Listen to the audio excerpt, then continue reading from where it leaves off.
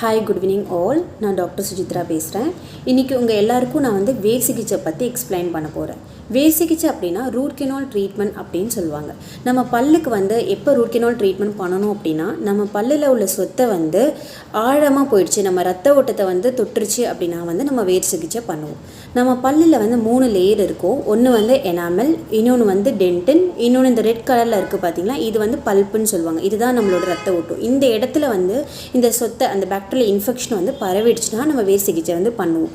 வேர் சிகிச்சை வந்து எப்போது நம்ம டென்டிஸ்ட் நம்மளை பண்ண சொல்லுவாங்க அப்படின்னா, உங்களுக்கு அதுக்கு முன்னாடி நிறைய சிம்டம்ஸ் வந்து இருக்கும், நிறைய வந்து வலி இருக்கும், வீக்கம் இருக்கும், நைட்டு வந்து உங்களால் தூங்கவே முடியாது. அந்த அளவு வரும்போது தான் வந்து உங்கள் டாக்டர் வந்து உங்களை வந்து வேர் சிகிச்சை வந்து பண்ண சொல்லுவாங்க. அதுக்கப்புறம் பல்லோட இந்த வேர் கீழே பார்த்தீங்கன்னா இந்த மாதிரி வந்து பெரியபிக்கல் இன்ஃபெக்ஷன் சொல்லுவாங்க. அந்த இன்ஃபெக்ஷன் வந்து அப்படியே நம்ம வேருக்கு அடியிலலாம் போய் உங்களுக்கு அதிகமான வலி, நைட்டில் தூங்க முடியாத அளவு உங்களுக்கு ப்ராப்ளம்லாம் வந்து கொடுக்கும்.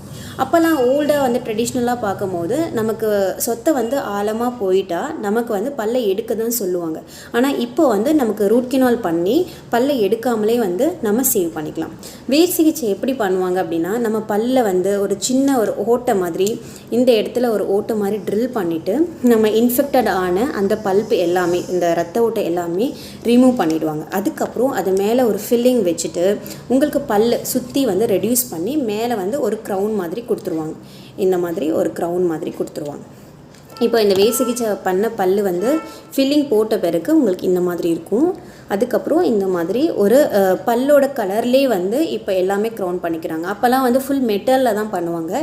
இப்போ வந்து செராமிக் அப்படின்னு சொல்லிட்டு, மெட்டல் செராமிக் அப்படின்னு சொல்லிட்டு நம்ம மேலே வந்து க்ரௌன் போட்டோம் அப்படின்னா நம்ம பல்லு வந்து சேவ் ஆகிடும்.